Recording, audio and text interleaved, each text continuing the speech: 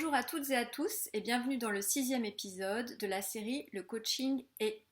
J'aimerais aborder aujourd'hui avec vous le coaching et les listes. Les to-do listes, que vous connaissez tous très bien, et surtout les done listes. Et je vais commencer par les done listes parce que c'est celles qui vont faire du bien et qui vont permettre de prendre conscience. Et la prise de conscience est l'étape, le passage obligatoire pour aller mieux et pour le développement personnel. Alors qu'est-ce donc que la done list? La done list, c'est tout ce que vous avez pu accomplir en une journée et dont vous n'avez absolument pas conscience.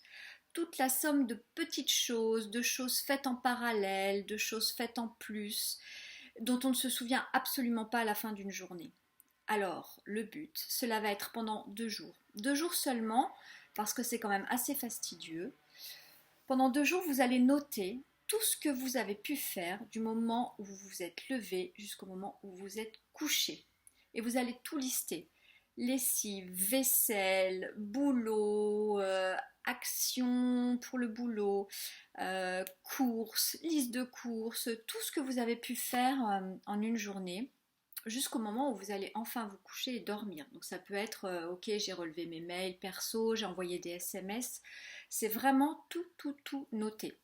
Et à la fin de ces 2 jours, c'est ou aller en parler avec quelqu'un d'extérieur, ou aller en parler avec un ami, et passer en revue, vraiment prendre conscience, regarder tout ce que vous avez accompli dans une journée, même compter le nombre de tâches, regardez ce qui vous semble important, ce qui vous semble moins important, ranger les choses par ordre de priorité, essayez aussi d'enlever des choses, vraiment permettre de prendre conscience de quoi sont faites mes journées en fait.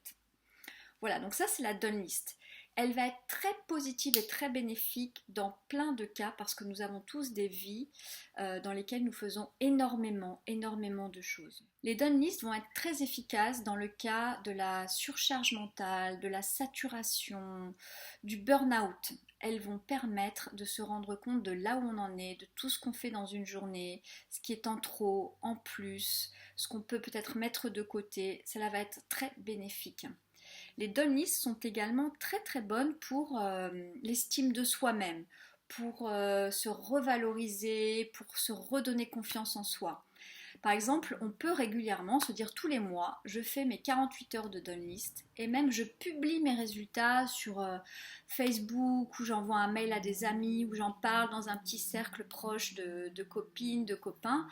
Et je me rends compte de tout ce que je fais. Et d'ailleurs, les autres vont me renvoyer cette image ultra positive. Mais comment tu fais pour en faire autant?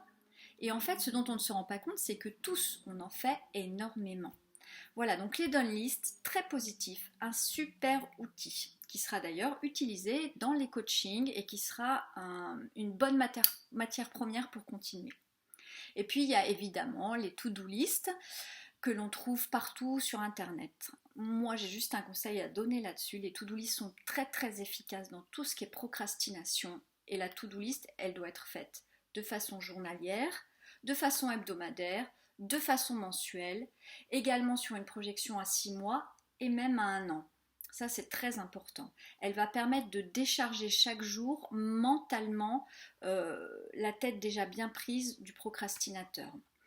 Et alors, ce que j'ai trouvé qui est très chouette, c'est le bullet journal. C'est un journal que l'on tient et qui est principalement fait de to-do list en fait, mais qui est en même temps artistique, qui permet de s'organiser d'une manière très différente.